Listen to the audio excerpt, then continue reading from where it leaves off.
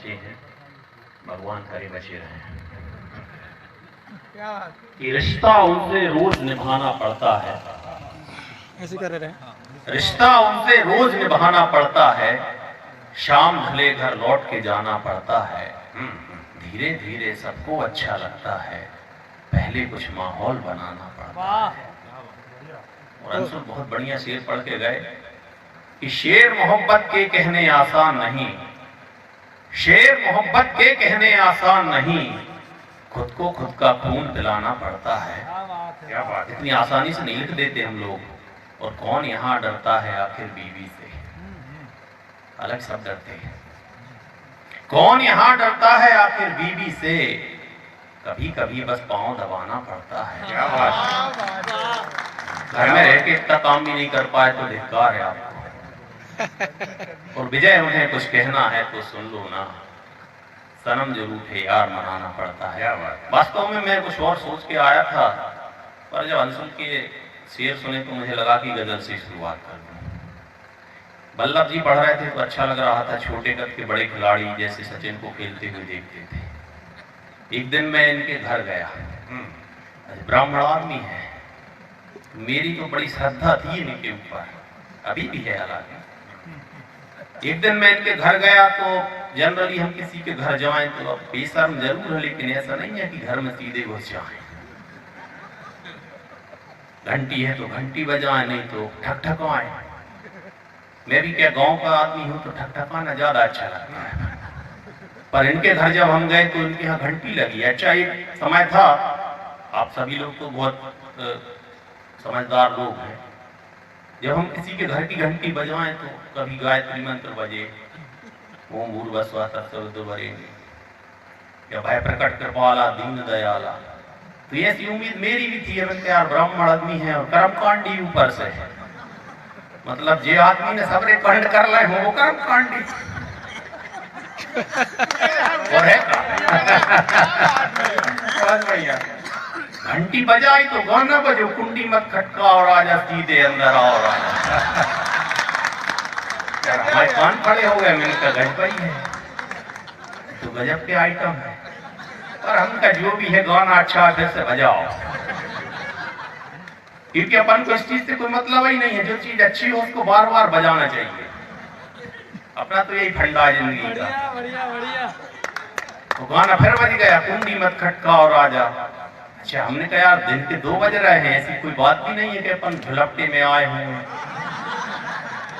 फिर हम देसी स्टाइल में चिल्लाए, हमने कि बल्लभ जी हैं का, तो भीतर से आवाज आई कि नहीं आ जाओ, समझ जाओ तो तालियां वालियां बजाते रहना जैसा भी हो। मैं खुद भी बहुत लंबा समय नहीं लेना चाह रहा, क्योंकि जहाँ पे आदरणीय त्रिपाठी जी बैठे हुए हैं, मैं नहीं चाह रहा हूँ कि आप लोगों के और उनके बीच में मैं बहुत बड़ी दीवार खड़ी कर दूं। मेरा एक मन और है कि हम ध्यान सिंह भैया का भी काव्य पाठ सुने, क्योंकि वो अक्सर संचालन के चक्कर में बच जाते है ना, और इस चक्कर में ये भी रह जाता है कि आपको संचालन में निपटा लेते पूरा, तो उनकी कविताओं से हम लोग तो वंचित रह जाते, कम से कम कवि परिवार जो है हमारा।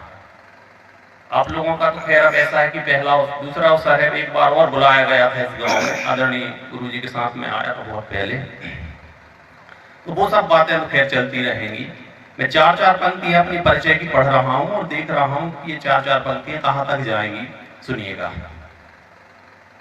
कि हम कलम की बंदगी को ही कर्म कहने लगे। मैं कोई पैदाइशी बेशरम नहीं हूं, मेरे रूममेट बैठे हुए हैं भाई प्रदीप, साथ में रहा करते थे कभी, उनको पता है कि जन्म से बेशरम नहीं है, बाद में हो गया होगा भगवान जाने। कई लोग तो ये भी सोचते हैं कि यार हो कैसे गया है, ये भी एक वंडर ऑफ साइंस है, विज्ञान के यही तो चमत्कार बचे हैं अब, कि हम कलम की बंदगी को ही कर्म कहने लगे, झुकी हुई उनकी नजर को ही शर्म कहने लगे, और सादगी के नाम पे जब लोग नंगे हो गए तो हम भी अपने आप को तब बेशर्म। क्या बात है, वाह।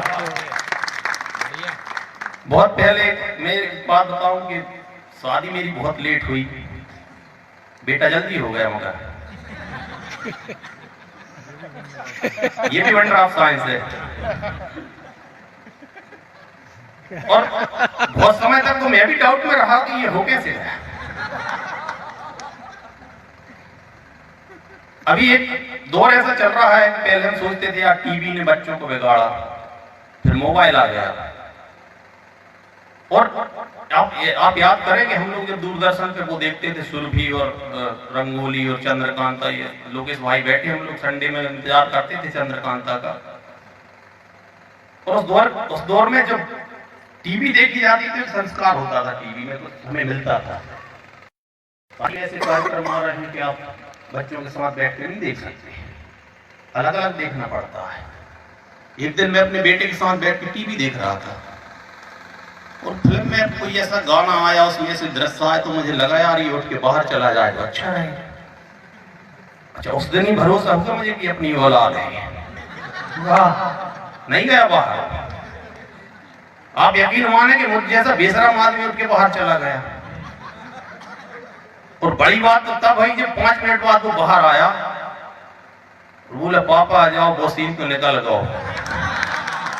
मतलब उसको पता था कि ये क्यों बाहर गया है, कि कहीं ईमान है, कोई ना कोई धर्म है दुनिया, कराहों की तमाशाई कहीं ना मर्म है दुनिया।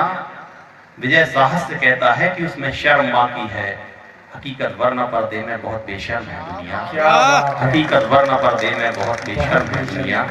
और 4 पंक्तियां इसी मिजाज की कि यूं हंसाना ही धर्म होता गया, यूं हंसाना ही धर्म होता गया, मिलना जुलना ही कर्म होता गया, शर्मदारों की रही कृपा विजय, खुद ब खुद फिर बेशरम होता गया, खुद ब खुद फिर बेशरम होता गया। और 4 पंक्तियां इसी मिजाज की पढ़ता हूं। खाने को और खिलाने को ही धर्म कर दिया, खाने को और खिलाने को ही धर्म कर दिया। वो एक घटना और याद आ रही है कि 3 इंजीनियर मरे। खाने को और खिलाने की जो बात आई उससे थोड़ी सी अपने हो जाता है, कई बार ऐसी घटना घट जाती। 3 इंजीनियर मर के ऊपर पहुंचे तो देखा कि यमराज तो गेट पे मिल गए, टहल रहे थे, शाम को निकले होंगे इवनिंग वॉक पर। और यमराज ने पूछ लिया, बोले कार्य कहाँ पे हो? तो उनमें से जो पहला आदमी था वो बोला इंडिया, क्योंकि वो समझ ही गया था कि ये तो अपने इंडिया के हैं यमराज भी।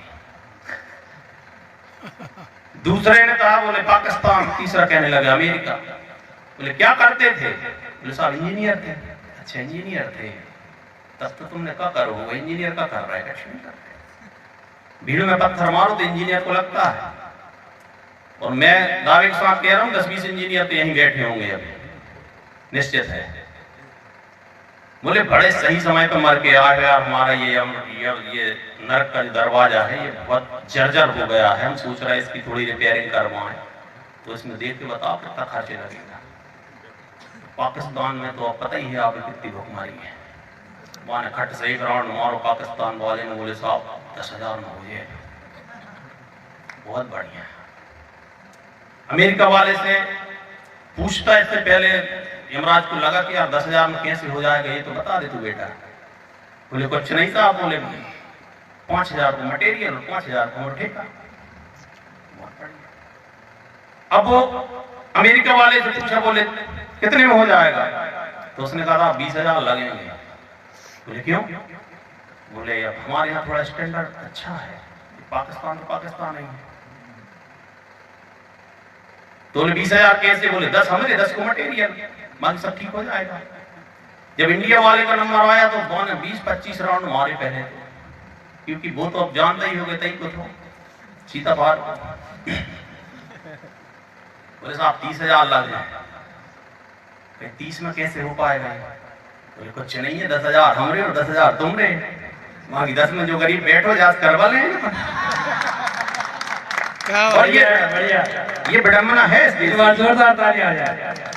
यही विडंबना है इस देश की कि जो काम 20 रुपए में हो सकता है वो 50 में ऊपर से ही आता है, क्योंकि उसमें भगवान जाने कितने लोगों के कमीशन रहते होंगे। खैर अपन तो वही गरीब आदमी अपन का करना है कि खाने को और खिलाने को ही धर्म कर दिया, घोटालों को ही देश का मर्म कर दिया। कहते थे कि तकदीर बदल देंगे देश की, प्यारे से इस विजय को भी बेशर्म कर दिया, प्यारे से इस विजय को भी बेशर्म कर दिया। बहुत बहुत धन्यवाद। करो भाई राइट, बुला दो।